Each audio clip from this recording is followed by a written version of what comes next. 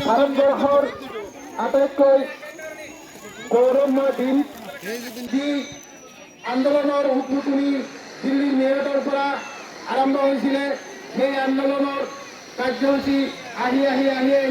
গোটেই ভাৰতবৰ্ষত বিয়পি পৰিছিলে আৰু এটা সময়ত আমাৰ দেশৰ যিসকল পুৰণা ব্যক্তি, বিশেষকৈ যদি আমি ক'বলৈ যাওঁ, স্বাধীনতা আন্দোলনৰ প্ৰথম শ্বহীদজন আছিলে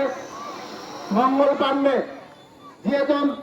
সৈনিক বাহিনী আছিলে। তাৰপিছত তাৰ পৰাই আৰম্ভ হ'ল ভাৰতবৰ্ষৰ স্বাধীনতা আন্দোলনৰ যি উকমুকনি গোটেই ভাৰতবৰ্ষত বিয়পি পৰিছিলে আৰু এটা সময়ত আহি বহুতে ফাঁচি কাটা তুলিব লগা হৈছিলে। বিশেষকৈ অসমৰ কনকলতা বৰুৱা, পুৰণি ফুকন, মণিৰাম দেৱান, ঝান্সী ৰাণী লক্ষ্মীবাই আজিৰ দিনত যদি আমি সোঁৱৰণ কৰিবলৈ যাওঁ, জাতিৰ পিতা মহাত্মা গান্ধীৰ নেতৃত্বত যি ভাৰতবৰ্ষ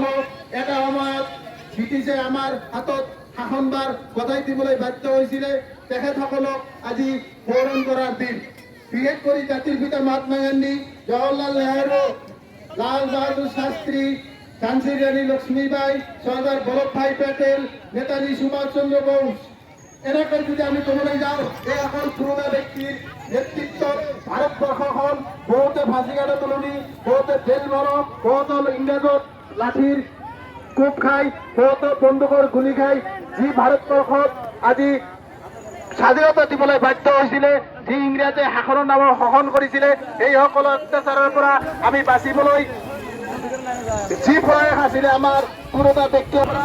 আজিলৈকে যে আমি পালন কৰি আহিছো, আৰু সেইকাৰণে আজিৰ এই দিনত তাৎপৰ্য অতিকৈ ভাৰতবৰ্ষত বাকীৰ কাৰণে আৰু বেছি হ'ব নোৱাৰে, ইয়াতকৈ গুৰুত্বপূৰ্ণ দিন আৰু হ'ব নোৱাৰে।